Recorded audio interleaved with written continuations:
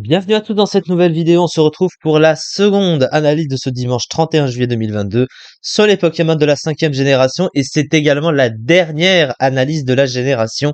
On a donc fini avec sa dernière analyse et du coup on va parler pour finir donc de Genesect, le Pokémon fabuleux de la génération. Alors on va voir ce que ça donne du coup en stratégie. Il possède un type insecte acier. Insectacier, c'est un type qu'on connaît avec ce fameux Cisaiox, hein, évidemment. Et il y a également Fortress, par exemple, même Fermite, ainsi que Lansargo également, qui possède ce double type. Alors, Insectacier, c'est surtout un excellent type défensif, hein, c'est un des meilleurs combos défensifs du jeu d'ailleurs, grâce au type acier, hein, notamment bien sûr, qui apporte donc 7 résistances plus une double résistance et une immunité, pour seulement une faiblesse, une double au type feu, qui reste gênante bien sûr, mais grâce au type acier, c'est toujours bon défensivement. En tout cas, c'est l'un des meilleurs combos défensifs qu'il y a dans le jeu. Et offensivement, alors les deux stabs offensifs sont pas bons, hein, c'est pas de bons types offensifs, mais il le compense par tout son coverage et tout son move pool, donc au final, c'est pas trop grave à ce niveau-là, hein, puisque il reste évidemment très bon. Après, il est pas si dégueulasse offensivement en même temps. Donc voilà. Alors son talent c'est télécharge. Alors télécharge c'est particulier. En gros, ça booste son attaque ou son attaque spéciale en fonction de la statistique défensive de l'adversaire la plus faible. Ça veut dire que si la défense physique de l'adversaire, par exemple, est plus faible que la défense spéciale, eh bien, c'est l'attaque de votre Genesect qui sera boostée. Alors, ça nécessite une sorte de toute petite prédiction, dans le sens où si tu veux qu'il arrive, de toute façon, il va se booster à chaque fois qu'il va venir sur le terrain. Et ben, en gros, en fonction de ton set, et tu peux par exemple t'amuser à faire une sorte de set mixed, hein, avec des attaques physiques et des attaques spéciales, sachant qu'il tape aussi fort des deux côtés.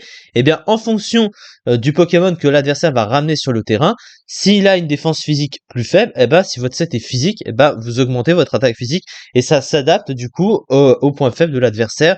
Et du coup, bah c'est plutôt pas mal. Ensuite, ces statistiques, elles sont dans l'ensemble plutôt correctes. Il a 120 en attaque, 120 en attaque spéciale, ce qui est très bon. Il peut à la fois utiliser son attaque physique et son attaque spéciale, ce qui lui donne de la versatilité offensive. Donc ça, c'est vraiment pas mal. Il a un bulk pas exceptionnel, mais correct. 95 en défense, 71 en PV. Pour le Uber, voilà, hein, c'est pas non plus incroyable. Alors oui, ce Pokémon est classé Uber, hein, du coup, donc ça vous dit hein, que le Pokémon est très fort.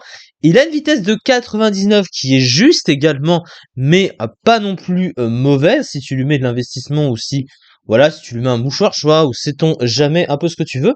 Donc c'est quand même des stats qui sont plutôt corrects. Alors, son move pool, surtout, il a un move pool excellent ce Pokémon, et offensivement, il a des options autant physiques et spéciales, hein.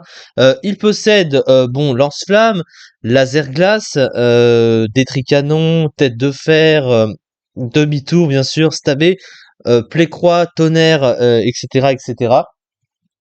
Voilà, donc il a même extrême vitesse, hein, il a une priorité comme voilà pour rajouter un petit peu plus de potentiel à tout ça.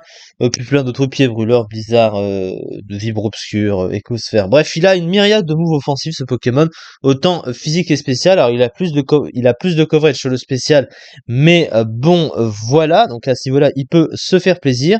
Il a également une attaque signature, sauf qu'elle est un peu spéciale, hein. Il s'agit de Technoblast. C'est une attaque spéciale hein, qui a 120 de puissance et 100% de précision. Elle change de type par rapport à un objet qu'on peut lui mettre. En gros, tu as, je sais plus comment il s'appelle cet objet, mais c'est vous voyez, c'est ça. Un objet qui transforme sa capacité soit de type feu, soit de type électrique, soit de type glace ou de type eau. Mais la problématique, c'est qu'il faut que tu lui fasses tenir l'objet pour que ça puisse changer de type. Alors que comme il a un coverage à côté pour, on va dire, remplacer un petit peu ça, hein. Si jamais tu veux un coverage glace, tu lui mets laser glace. Un coverage feu, tu lui mets lance-flamme ou autre. Etc., etc. Alors il a pas de move haut ou oui, il a pas de move haut précisément, mais bon, hein, à ce niveau-là, c'est pas trop grave. Il a vraiment largement le coverage, puis il a le combo, il a le ball beam, donc il est vraiment de toute façon très large à ce niveau-là. Par contre, il peut pas se setup, donc ça c'est toujours assez pénible. Oui, il a pas de move de setup. Son pool de soutien, il est restreint. Voilà, ça aussi c'est problématique. Donc c'est juste un Pokémon qui va plutôt taper. Alors après, il a quand même accès à télécharge, donc il le booste. pour pallier un petit peu au fait qu'il ait pas de setup, mais voilà, il aurait toujours préféré ça. Et il a pas non plus de bons moves de soin. Là encore, il s'en serait pas plaint clairement. Mais ça veut pas dire qu'il est mauvais, évidemment. Il est quand même plutôt intéressant. Puis il est quand même classé Uber. Alors il est pas extrêmement haut en Uber, puisqu'il est que 53e, hein, 1,6%, parce que le Uber, évidemment, c'est des caractéristiques qui sont bien plus différentes, et il a de la concurrence à côté, mais quand même, il est très intéressant ce Pokémon, et c'est un des meilleurs Pokémon de type insecte et acier du jeu de loin. Alors, des statistiques offensives très bonnes, un excellent double type défensivement qui ne lui offre qu'une seule faiblesse au type feu, un très bon talent télécharge qui permet d'augmenter une de ses statistiques offensives d'un cran, un très bon move. Des statistiques en PV et défense un peu juste, une statistique de vitesse, quoique correcte, étant également assez juste, concurrencée par d'autres Pokémon étant plus efficaces que lui en général. Il reste très intéressant et du coup globalement c'est ça pour cette vidéo et la dernière dernière analyse de la 5e génération et du coup on attaquera la 6e génération à partir de demain évidemment et la tier list aussi sur la 5G sera finalisée. Merci beaucoup en tout cas de m'avoir suivi pour cette vidéo et on se retrouve très prochainement pour la suite.